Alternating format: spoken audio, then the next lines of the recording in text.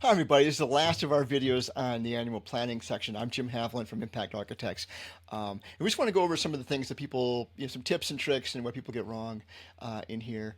Uh, so, um, to have a really great annual planning session, I can't over emphasize how beneficial it is to get off-site.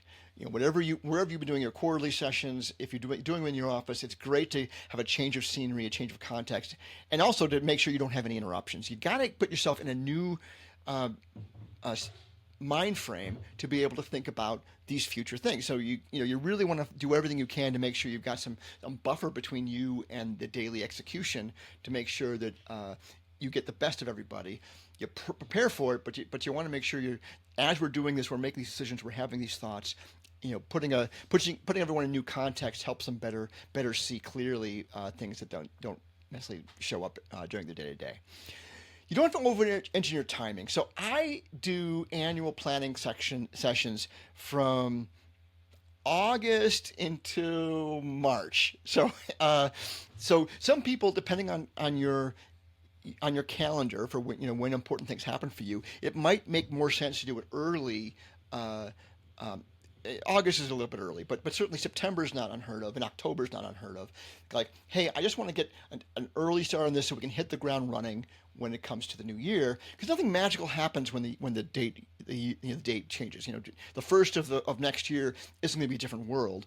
So when does it most logical for me to spend time preparing for and thinking about the future so that I can actually start working on this stuff? And quite often we're setting the annual plan before this year's over, and that's a great thing. So I spend a lot of time in annuals, October, November, December. I spend a lot of time in that, and then January, February, March, different set of people that, especially in retail, uh, you know, we wait until after the year. Now we have a clear view of next year, and we'll make plans.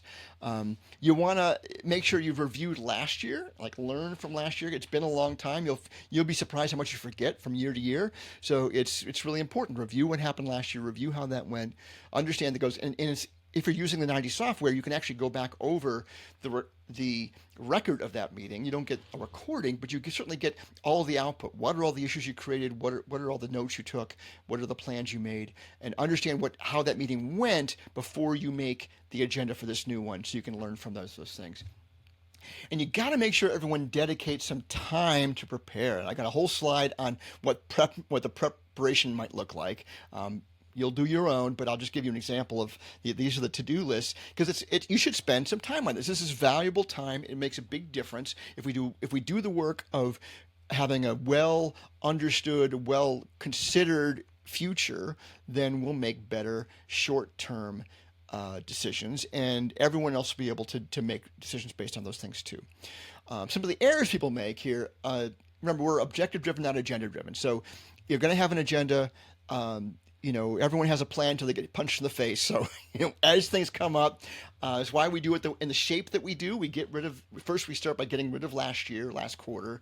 Then we do some team health on purpose. So if things come up in team health that we have to talk about, we kind of solve those things. Otherwise, the rest of the stuff doesn't matter. So, we want to get to these things where we have good plans, but it's better to get these things done and to have the right outcome. So don't get too hung up on the agenda if things fall apart there.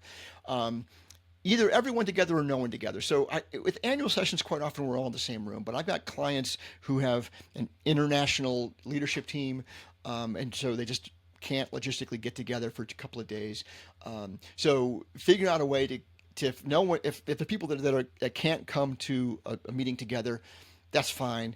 Do that online meeting, break it up into a couple of half-day sessions, but find some way to give yourself buffer timing and actually be able to look at each other and make good progress. Give everyone the same experience. That's really the key there.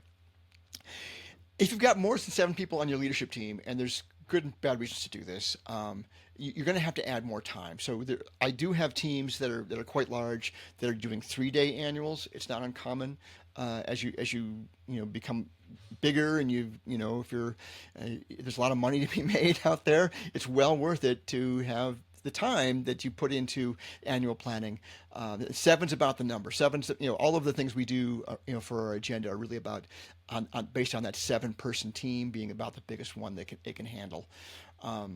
You want to make sure you're giving time for the quiet ones to speak. So hopefully you've built a team that has some diversity to it about the types of people that are there and the types of approaches to speaking and being present are there. If it's bigger than 7, all the quiet people are going to be very quiet. So you got to give them room and encourage them to speak. But make sure you've got that and going, is part of what you're doing. And part of that is having someone facilitate your session. So someone who's not there planning, whose job it isn't up to make these decisions, but is only there to make sure the session goes well. And there's plenty of people and plenty of price points out there. I have someone who just facilitates the session. And I'll offer you an opportunity to work with me. I've got hundreds of people around the country and then dozens around the world that I know that can facilitate your sessions. Don't have a mediocre session because you're trying to participate and facilitate at the same time. And make sure the plan is you go in with the intention of progressing relationships along with the business. So you should give yourself space and time and intention to get closer to the people on your team if you really want this stuff to work. So here's an example of that pre-work checklist that I talked about. And yours will vary based on what you're going to do, but give everyone with, a couple of weeks or maybe a month or maybe even longer. Hey guys, this is what we're going to do. Quite often we make plans for our annual at the quarterly meeting before the annual.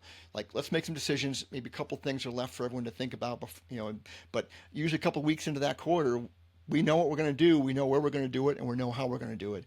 And everyone has plenty of time then. It's kind of like a mini rock. Preparing for the annual is something that everyone's going to spend some time on, and you want to give everyone a chance to dedicate that time to it. That's why we don't worry about having it at different times of the year. There are a bunch of resources in this deck. Spending some time with me planning, you've got a QR code for that. I do have this is my network of coaches all over the place. I'm happy to open this up to you and help you find somebody. So really free of charge. I just want everyone to have a great annual session. Do know that there are some standards and some best practice for how you work with the leadership team and then have the rest of the company. So over time, you should have everybody taking part in quarterlies and annuals in their departments.